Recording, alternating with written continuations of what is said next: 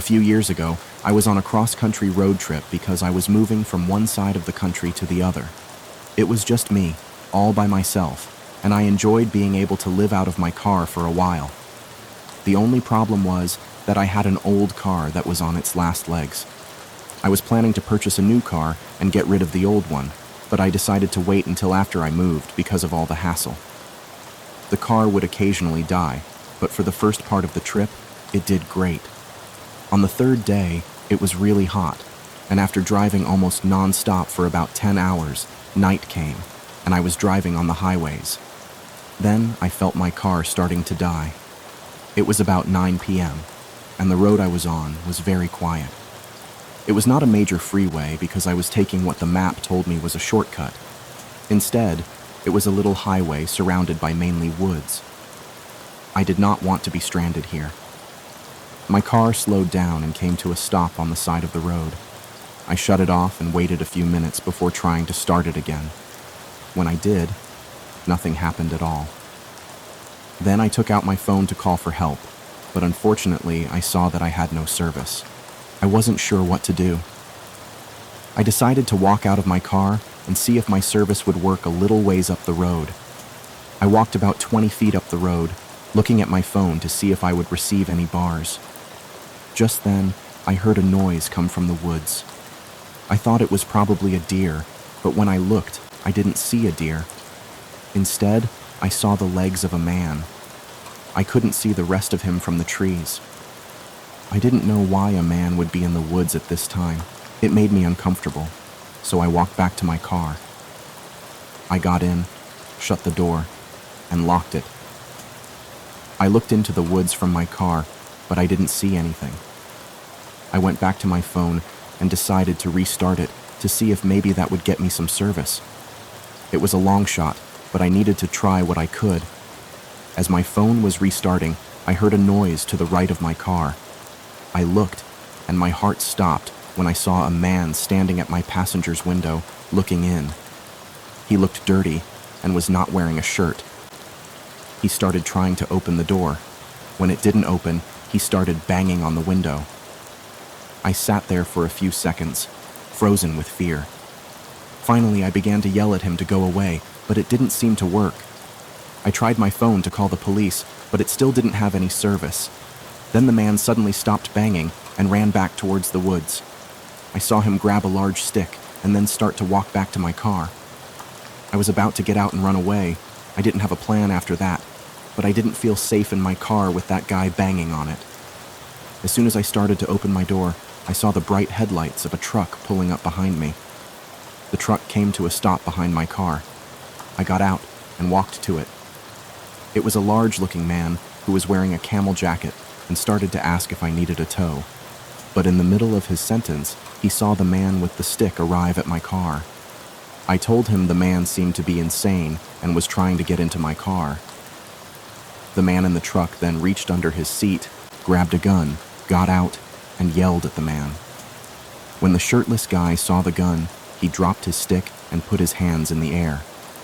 The man from the truck gave me his phone and told me to call the police. Luckily, he had service on his phone, and we waited until the police showed up. It was a crazy night that I will never forget. The old man got taken away, and my car got towed. I stayed in a nearby town at a hotel that night, and after my car was fixed, I sold it as soon as I got to my new house. 2 summers ago, I was on a cross-country road trip with my wife. We were going to visit relatives for a big family gathering.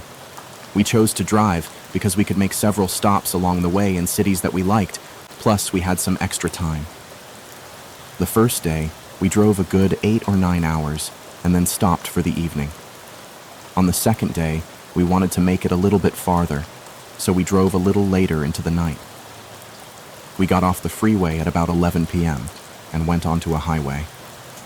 The highway had woods on both sides of it and was pretty quiet at this time. We only saw a couple of other cars on the road. About 10 minutes into being on that road, we saw what appeared to be a man standing in the middle of the road, waving his arms. I slammed on my brakes to slow down. When we got closer, we could see that it was an older-looking man who appeared to be in his 70s. He looked like he was in trouble, and we stopped the car. The old man came up to my driver's window, and I rolled it down just a crack. He seemed genuinely concerned. He said that his car ran out of gas a ways back off a side road, and he was walking to try to get back to his house. He asked if we could drive him to his house and said it was just a couple of miles away. My instant reaction, of course, was to say no, and I really wished that I had. But the old man seemed so harmless, so I figured why not help the guy out. I told him to get in the back, and I would give him a ride. He got into the back seat of my car and said thank you to us several times. Then he told us his house was just up the road, and he had some gas he could take to his car in his other truck. He directed us to his house. We drove up the road about a mile, then took an exit to a very quiet road surrounded by dense woods on both sides. We continued down this road for a minute or so when the man told us to turn at what appeared to be a driveway. I pulled into it and asked the man if this was his driveway. He said yes, but then asked if we could drive farther up. It was a skinny driveway that winded around, and I could not see very far in front because of all the trees. I kept driving down the skinny drive. I started to get a bad feeling. Then the skinny road turned into a clearing. The man said this was fine, and we could drop him off here. Then he got out of my car. But as soon as he got out, I saw movement coming from the woods behind my car.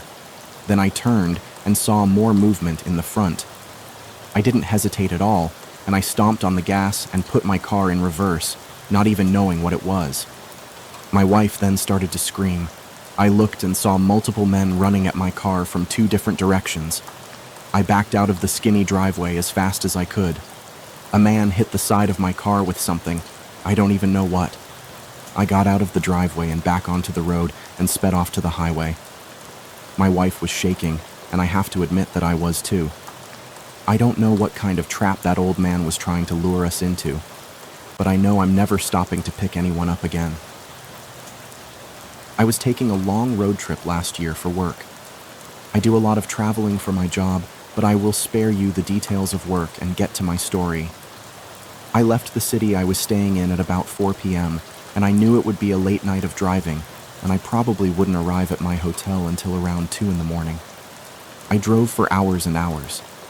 The roads were pretty crowded when I started, and by the end of my drive, they were very quiet. It got to be around 1 in the morning, and I was about an hour and a half from my destination. The roads were very clear, so that was nice, and I was feeling pretty good. I was kind of in the middle of nowhere at this point, and as I drove along, I noticed a car come into my rearview mirror. It seemed to be going pretty fast. I was in the right lane already, so I expected it to blow past me. It reached my car and then slowed down, so it was going around the same speed as me. I looked over to see it was an old, beat-up car that appeared to be about 20 years old and had some duct tape over one of the windows. But when I looked at the driver, I saw that he was wearing a skeleton mask.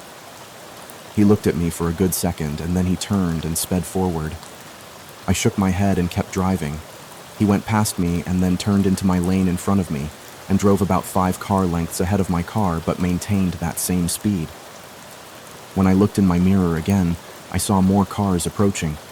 They too were going pretty fast. They reached my car, and the first one began to pass me. I glanced over to see that this man was also wearing a skeleton mask. He passed me and drove side by side with the car ahead of me. The next car pulled forward, and then another. Every driver of these cars was wearing skeleton masks. I looked behind me and saw even more cars. By now, I was completely surrounded by these skeleton mask drivers. I started to get really creeped out, and I wasn't sure what to do. I didn't know what was going on, and if these people were trying to run me off the road or something. I kept driving, and before long the cars seemed to get closer to me. I knew I would have to do something, and I was hoping that an exit would come up. About a mile later, I was happy to see an exit finally come. I maintained my speed with the cars closing in on me, and at the last second, I swerved onto the exit ramp from the freeway. The 2 cars in front of me and the one next to me were unable to make the exit, so it was just me and a bunch of cars following me now. I took a right and frantically looked around for where I should drive. There were about 5 cars trailing me. I drove down the road, and one of the cars behind me started to speed up to pass. We passed a restaurant and another business, but then I saw a gas station, and to my surprise, I happened to notice a police car parked at it. I quickly swerved over and entered the station and drove my car right next to the police and parked. A few of the cars pulled in and then drove through the gas station and left. I waited for the officer to return to his car from the convenience store, and when he did, I told him about my situation. He said he would alert the other police in the area and even offered to drive a few miles behind me on the freeway to make sure I wouldn't get followed again. That is exactly what we did, and I was able to make it safely to my hotel about an hour later.